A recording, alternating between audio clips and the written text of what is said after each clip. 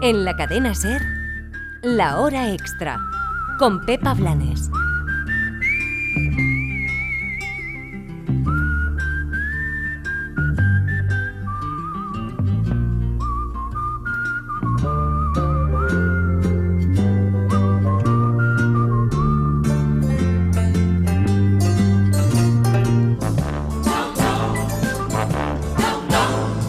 He's the guy who's the talk of the town with the restless gun. Don't you bother to fool him around. Keeps the varmints on the run, boy. Keeps the varmints on the run. Nuestro referente no es la realidad, sino la ficción que consumimos desde niños, dice el escritor John Bilbao, que utiliza el western como arma para desentrañar relatos e historias que asolan al hombre moderno. De relatos, de mitos y de formas de contar la realidad en tiempos de fake news, hablamos en esta hora extra. He's the top of the west, always cool, he's the best. Volver a los viejos mitos, ya sean clásicos o modernos, es la única manera, dicen los autores que hoy pasan por este programa, de sobrevivir en un mundo donde las palabras se desvían de los hechos. Si la Odisea y la Ilíada son el mito fundacional de la cultura occidental y la mitología griega la base de todas las explicaciones irracionales, el western tiene ese mismo efecto en la sociedad americana, el mito usado para interpretar la realidad y explicar lo inexplicable. ¿Y luego querer construir una vida sobre esta muerte? Hablas demasiado. Piensas demasiado. Además, tú no mataste a Liberty Balance. Entra de nuevo ahí y acepta el nombramiento. Tú le enseñaste a leer y a escribir. Ahora dale la ocasión de que tenga sobre qué leer y escribir. Este mes de agosto celebramos los 50 años de la muerte de John Ford, el gran director que nos dejó grandes westerns, algunos como El hombre que mató a Liberty Balance. Hablaba de la leyenda versus la realidad. Quizá el western sea un género veraniego por sus anchos paisajes o quizá porque nos gusta sumergirnos en esos personajes en busca de una tierra prometida, de un futuro mejor en otro lugar. De eso habla Araña. Es un libro donde los protagonistas de Basilisco y de Los extraños regresan en esta nueva colección de historias que alternan pasado y presente, ficción y realidad. John Bilbao demuestra una vez más su maestría como narrador y su dominio sobre el género del relato. John Bilbao, ¿qué tal? ¿Cómo estás? Muy bien, encantado de estar aquí. Bienvenido a La Hora Extra. Gracias. Gracias por acompañarnos. Bueno, queríamos hablar contigo de Araña, que ha sido uno de los libros de la temporada, uno de los libros que hemos disfrutado mucho, donde regresan personajes que de alguna manera ya estaban en tus historias. ¿Qué ha supuesto para ti Araña? Bueno, además de mucho gozo a la hora de escribirlo, no exactamente un reencuentro con esos personajes porque llevan conmigo durante unos cuantos años, un largo periodo, y ha sido un ejercicio, ¿no? También algo nuevo porque Araña surge de un libro anterior, Basilisco. Sin embargo, yo no lo veo como una segunda parte, una continuación, como nuevas aventuras de estos personajes, sino más bien como una ampliación, ¿no?, de ese pequeño mundo que he ido construyendo con los últimos libros. Y de alguna manera el hecho de darles más aventuras a estos personajes es por esa incapacidad de separarte de ellos o bueno, es también por construir, por seguir construyendo, como decías, casi un universo muy ligado a ti como autor, ¿no? Bueno, no sé si tanto como un universo, pero bueno, he dado con un grupo de personajes que no es que no me pueda desligar de ellos, pero sí que de momento les sigo viendo potencial. O sea, que quiero verlos comportar, cómo se comportan en nuevas circunstancias, quiero ponerles nuevas zancadillas, quiero verlos crecer, evolucionar y ver hacia dónde llevan. Así que de momento, menos para un libro más, nos van a acompañar. Eso está bien. Te quería preguntar, hablabas de esas novelas del oeste, y es verdad que las narraciones de este libro nos meten de lleno en el terreno del western, pero un western, digamos, no sé si definirlo como un western cotidiano casi. Está bien eso del western cotidiano. A ver, haciendo un poquito de historia, estos personajes, sobre todo el John Dunbar, el protagonista de la línea narrativa que se desarrolla en el oeste, surgió en un libro previo que se tituló Basilisco, y allí fue presentado, su primera aparición fue casi como un personaje que lindaba en la abstracción, ¿no? O sea, como una pura masculinidad hipertrofiada, alguien muy solitario, muy resolutivo, que no tiene reparos en recurrir a la violencia para resolver los problemas, misántropo, casi una abstracción. Sin embargo, con el paso de los relatos, John va poniendo cada vez más de él en ese personaje. De manera que de ser un arquetipo se va convirtiendo más en una persona individual o en un personaje individual. Va ganando matices, va pasando por vivencias y curiosamente, si al principio John escritor, que estaba metido, embarrancado ahí en los problemas de la mediana edad, se crea este personaje que es la exageración de la masculinidad para proyectarse en ello. Esto es lo que me gustaría ser.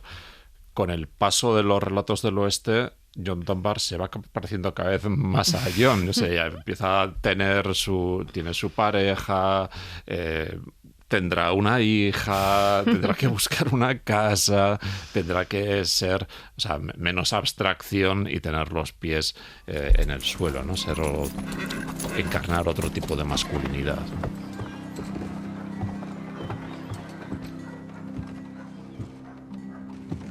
Mr. Silva in person. How are you, Jake? I'm good.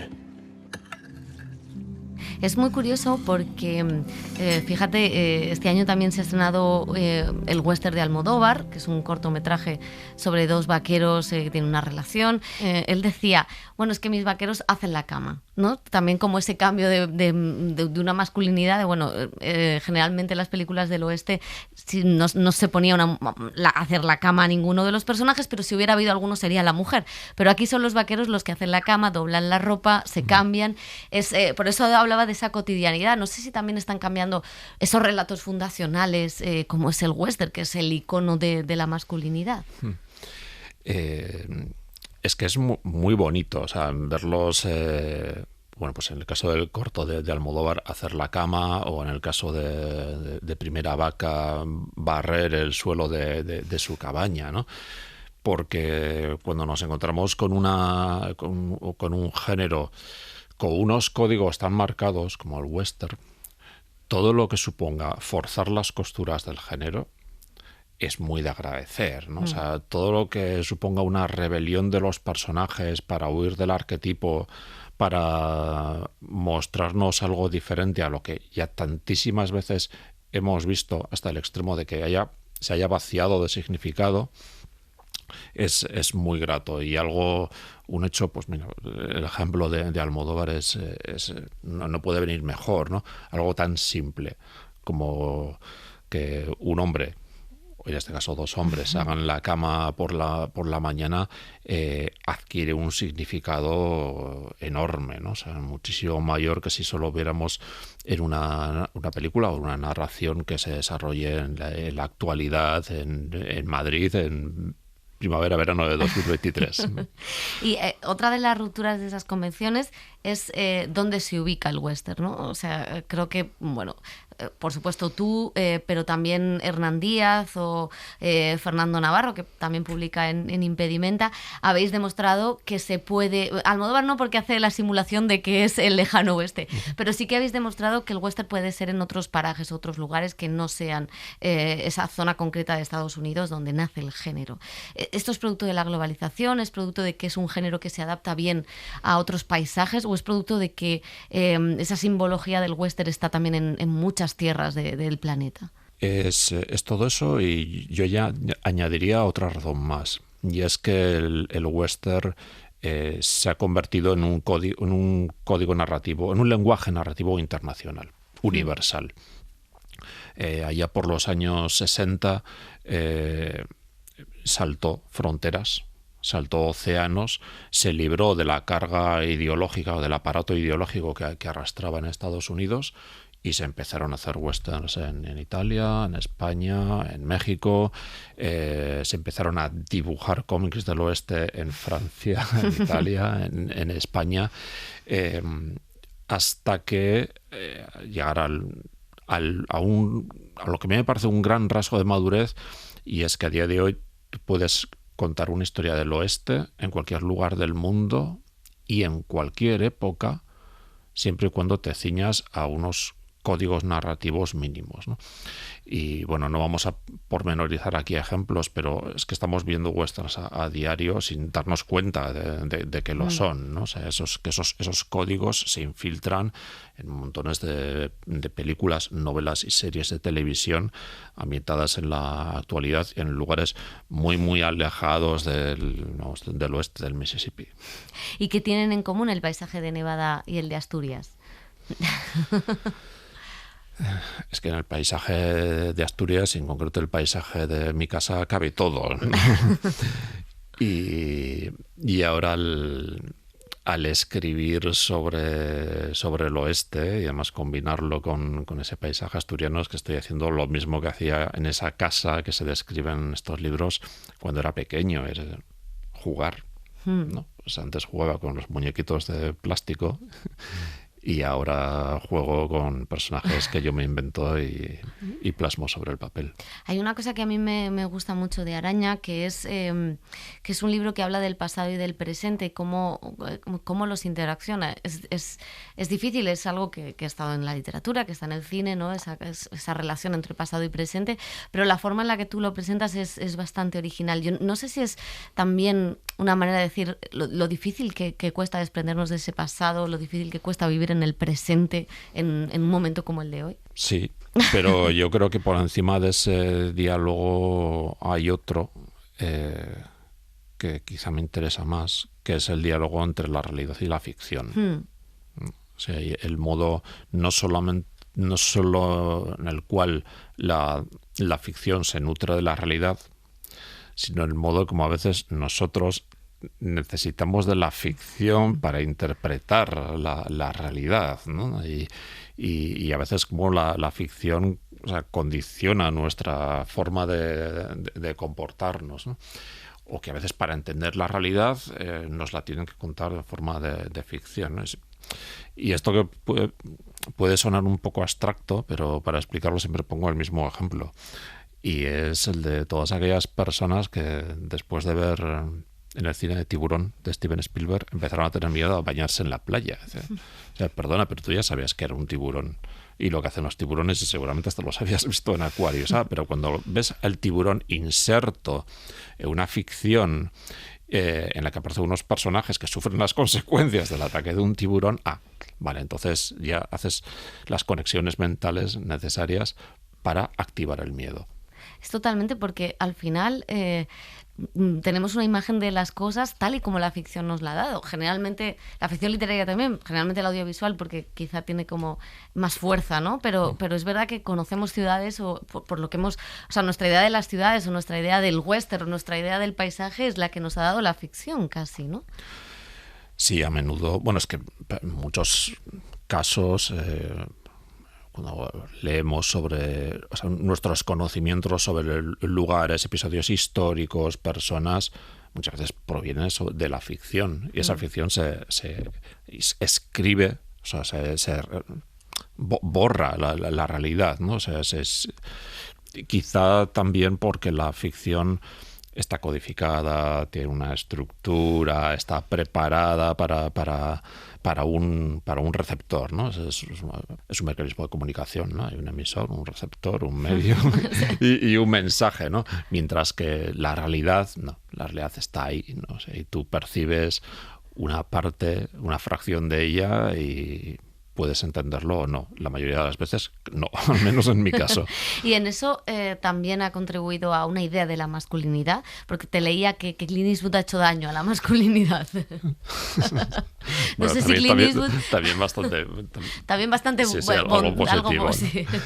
En el caso de la masculinidad, yo creo que hay comportamientos masculinos, bueno, yo los veo, no voy a decir que a diario, pero los veo, que pienso, esto no puede proceder del entorno de estas personas.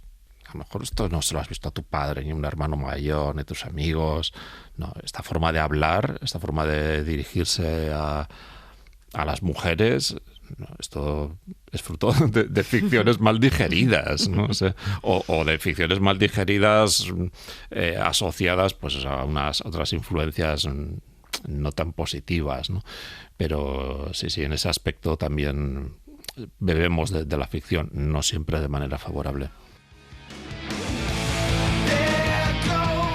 Del western, mito fundacional, como decíamos, de la sociedad americana, pasamos a los mitos griegos. El regalo de Zeus es el último montaje que veremos en el Festival de Teatro Clásico de Mérida. Hemos hablado con su protagonista, la actriz Emma Ozores, heredera de una de las sagas de actores y cómicos más conocidos de nuestro país. Precisamente sobre comedia y tragedia habla esta obra que reivindica lo cómico ante todo. Emma Ozores, bienvenida a La Hora Extra. Muy buenas. ¿Cómo estás? Encantada de verte. Pues igualmente. Muy bien. Vienes a presentarnos El regalo de Zeus, que es el próximo estreno en el Festival Internacional de Teatro Clásico de Mérida. Es una obra escrita por Concha Rodríguez, que dirige junto a Ángeles Vázquez y Juan Antonio Moreno. ¿Cuándo y cómo llegó este proyecto a ti y por qué dijiste que sí? Bueno, pues todo fue porque Concha me llamó. Yo estoy trabajando con Rubén Torres, que es un actor que ya ha trabajado varias veces con Concha. Entonces Rubén me dijo, mira, tiene un proyecto y le interesaba hablar contigo y tal. Digo, sí. Entonces me llamó y me dijo, mira, se me está ocurriendo esta idea, ¿qué te parece para hacer y tal? Y yo dije, pues muy bien, no estaba escrito nada. Y bueno, pues así fue como empezó todo, y además muy contenta de que se le ocurriera contar conmigo. Qué bien, confianza ciega sin haber leído el texto siquiera. Sí, yo le dije que sí. Había visto trabajos de ella también y me gustaba, y bueno, pues no sé, hay que confiar también. Y luego es una persona con muchísima preparación. Cómo ha escrito esto, es alguien que tiene que tener mucha preparación y mucha sabiduría para escribir un texto así. ¿Qué te aporta el Festival de Mérida a ti? ¿Con qué sensaciones regresas una cuarta vez? Hombre, pues sobre todo ilusión, ¿no? Creo que tenemos mucha ilusión todos y es algo fundamental. Yo perdí la ilusión cuando empecé a producir y todo eso, porque ya al final son tantos problemas y tantas cosas que hay que arreglar que ya pierdes la ilusión. Entonces te das cuenta de que es algo fundamental. Y aquí ves pues mucha ilusión por parte de todos. Sabes que va a ser un trabajo bonito. Creo yo que sí, que va a gustar mucho a la gente porque van a ver cosas muy diferentes y no sé, bueno, pues es un poco pues luego también la trayectoria que tiene el Festival del Teatro Romano, ¿no? Que es algo pues que tiene su importancia, y poder trabajar y poder tocar otra vez ese escenario, y luego con un papel realmente importante y protagonista, y bueno, que hablo muchísimo, tengo mucho que estudiar todavía. No, bueno, ya más o menos me lo sé, lógicamente. Es un texto original de Concha, porque hay un montón de personajes, un montón de historias, cada uno tiene sus sueños, sus anhelos. Dice Ángeles Vázquez que vamos a ver el Olimpo en todo su esplendor, para que lo entiendan los oyentes, y yo, que no sé nada más de la obra. En tus palabras, ¿de qué va el regalo de Zeus? Pues a ver, son personajes de la mitología, vamos a ver un poco qué sucede con esos personajes de la mitología, y también llevados a lo que es una persona de a pie de hoy en día. Entonces hay dos personajes que son de ahora, de actuales, digamos, y luego mezclado con todos estos personajes del Olimpo. Se van, no sé, es que no es fácil de contar, pero sí es un poco como los dioses en su vida cotidiana, vamos a decir, que es una manera pues muy curiosa de ver las cosas que hacen y lo que dicen y lo que les pasa. Y luego pues yo soy Thalía, que es la musa de la comedia, que quiere ayudar un poco a lo que es el humano, ¿no? Y está mi hermana, que es Melpómene, que es justo todo lo contrario, que todo es tragedia y todo es malo y todo es terrible, y yo quiero siempre buscar el lado bueno y al final la comedia pues acaba bien, ¿no?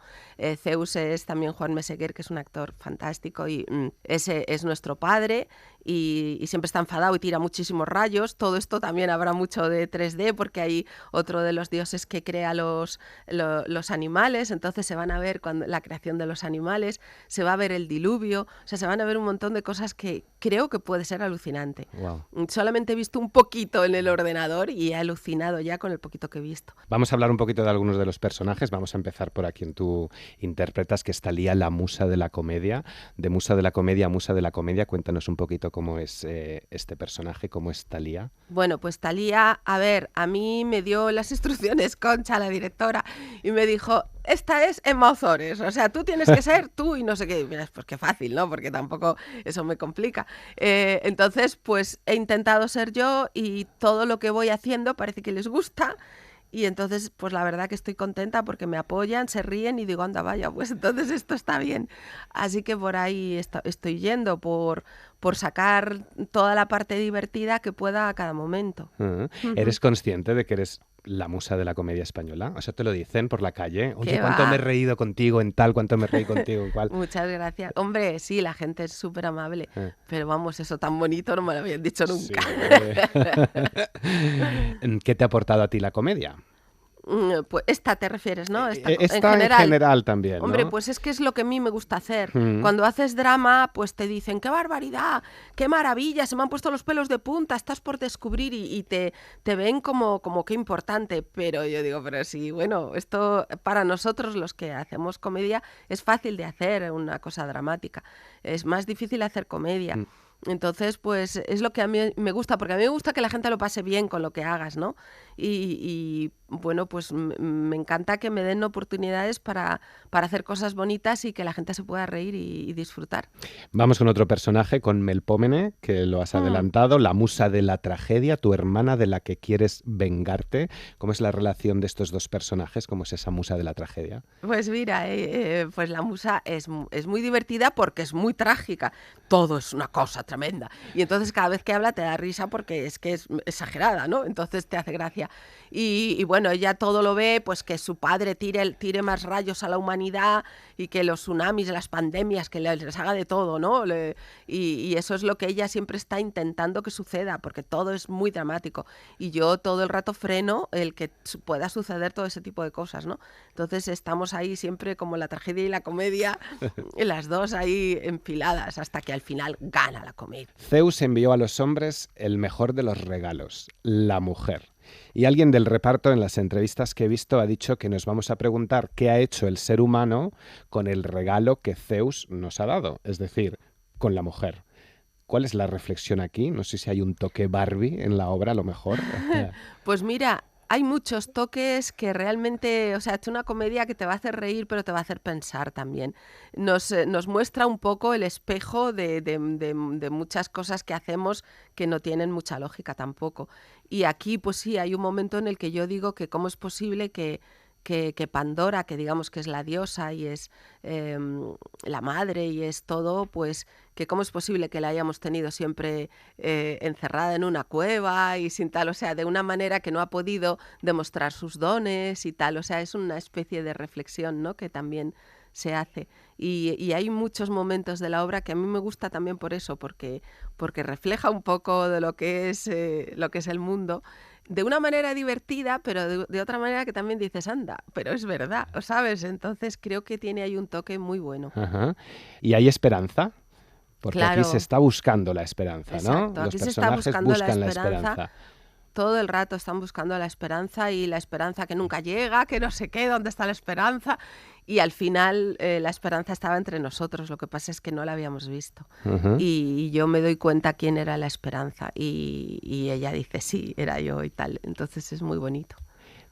3.000 personas viendo un espectáculo que tiene, lo has dicho, circo, tiene danza, hay acróbatas. Cuéntanos un poquito más cómo es esa puesta en escena, cómo os relacionáis o os vais a relacionar con la tecnología. Vale, pues mira, está Rubén Torres, que es el dios que crea los animales. Entonces hay un momento en el que él va a ir creando esos animales y se va a ver en 3D. Luego en otro momento se verá también el diluvio universal, que luego llego yo y lo paro, porque claro, yo lo que quiero es cosas buenas para la humanidad. Y en general, lo que es el teatro también se va a utilizar 3D. Las columnas, todo esto, habrá un momento que creo que la columna se parte. Bueno, van a pasar cosas, ¿no? Que va a ser muy, yo creo que va a ser muy curioso. Y luego la gente que son unos profesionales de circo espectaculares, ¿eh? Es que el nacimiento de Atenea lo hace una chica contorsionista que hace unas cosas con el cuerpo y que está subida en un sitio que es que digo, solamente subirme yo ya no podría, ¿sabes? Y luego en su sitio súper pequeño, que digo, pero ¿cómo se puede poner aquí los pies? Y lo que hace es impresionante. Dice, ¿pero cómo se puede hacer esto con el cuerpo? Impresionante. Luego otra chica también, bueno, no sé si estoy diciendo mucho, pero hace unas cosas, Sandra hace unas cosas con los aros pero todas esas cosas llevan un trabajo de muchísimo tiempo para poder lograr hacer algo que la gente luego dice, qué barbaridad, ¿cómo se puede hacer esto? Y claro, todo eso yo lo valoro muchísimo. Digo, oye, yo estoy muy orgullosa de vosotros, le decía el otro día. Y luego cosas con el fuego también se van a hacer. No sé, creo que va a ser muy bonito. A disfrutar del regalo de Zeus en Ozores. Muchas gracias. Muchas gracias a ti. Un abrazo. Un besito. En un mundo dominado por las fake news, la ficción se pregunta cómo contar la verdad, cómo acercarse a lo real. El cine y el audiovisual andan de lleno metidos en eso. La huelga de guionistas quiere evitar que la inteligencia artificial y el algoritmo se encarguen de contar las historias, y las ficciones juegan con el espectador en un mundo, el de Internet, que ha generado a crédulos negacionistas a partes iguales. Una de las series de este verano está siendo Jury Duty. Es un falso documental sobre un jurado popular que se puede ver en Amazon Prime Video. Todos son actores, menos el protagonista, que desconoce que está viviendo una ficción. Would you please introduce yourself to the jury? He destroyed my career, my business, and my mental health. Is that accurate? What are you doing? This trial will be my last trial. There's a substance called bromine. Objection. Sustained.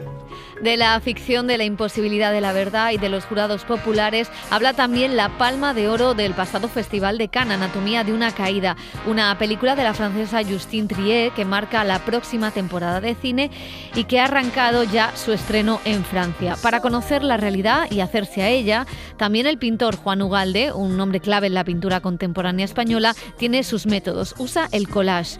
Ese es su vínculo, dice, con la realidad, y eso es lo que cuenta la exposición que puede verse en el Musac, que recorre toda su trayectoria y que nos explica Óscar González desde Radio León. Juan Ugalde es de esos artistas difícilmente abarcables, tanto por la extensión de su obra como por la variedad de estilos y formatos que atraviesan su larga trayectoria. Ahora, el Musac de León, a través de la comisaria Natalie Pariente, hace un ejercicio de recopilación de más de 90 de sus trabajos, principalmente en collage, para componer un retrato temporal, pero sobre todo temático, que recorre las inquietudes artísticas que ha abordado Ugalde en las últimas 4 décadas. El collage, la obra de Ugalde siempre tiene una relación con una reflexión sobre el exceso, la vorágine, una reflexión sobre la desmesura que estamos viviendo con este flujo de imágenes. En la nave de los locos, que así se llama la exposición, Ugalde aborda desde la emergencia climática y el papel del hombre en el entorno hasta la desmesura tecnológica de la actualidad.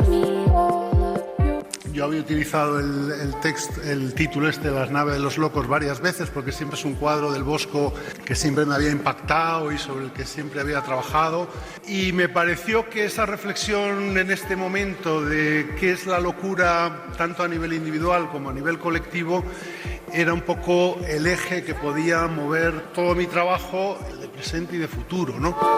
Una mirada al horizonte a través de las inquietudes pasadas y actuales de un artista que nos analiza como sociedad, pero también como individuos independientes, si es que eso se puede separar. A mí esta mezcla de reflexión emotiva o de emoción reflexionada es lo que me mueve, ¿no? a trabajar. Estamos en este momento en el que la pulsión entre el Eros y el Tánatos, la pulsión de muerte, esa autodestrucción a la que vamos, en una inercia hacia el precipicio, ¿no?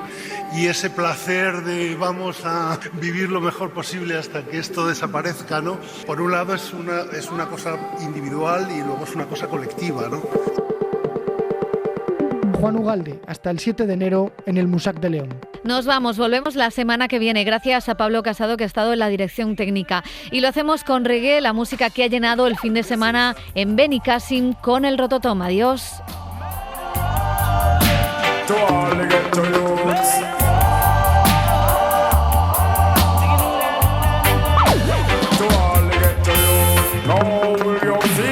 Wake up one morning and saw our big M16 has locked your jaw. Feel like you want to disappear but you can't, cause the police are you not trust Miss Allah. Babylon will shut your face straw. What will you say if you're coming from dance on your head? You're a voice and boy no move else you're dead. When you take a look you see your home from far. It's a boy where you and him a war. Certain boy have to go play. Beg for them life and go down on them knee. Certain boy have to go flee. Cause them know if I did them won't no have no mercy. Them a murderer, them a vampire. Now everyone want to live till them all. Every man want a little basic control. Every ghetto youth want to play gangster role. But none of them now want to see the heart of an ex-man we call.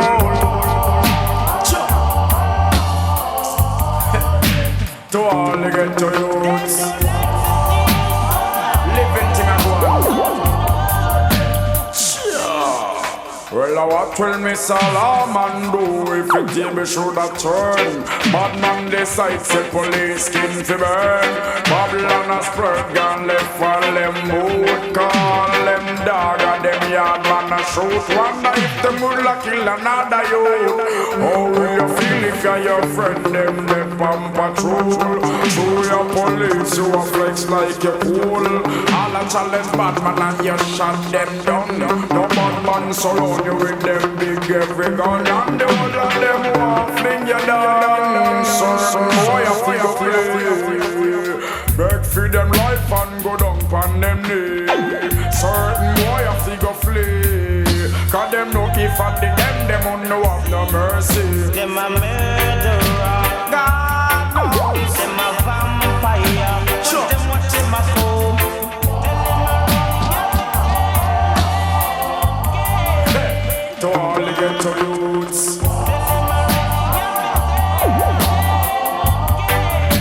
The truth, how you feel if you wake up one morning and saw a big M16 has locked your jaw?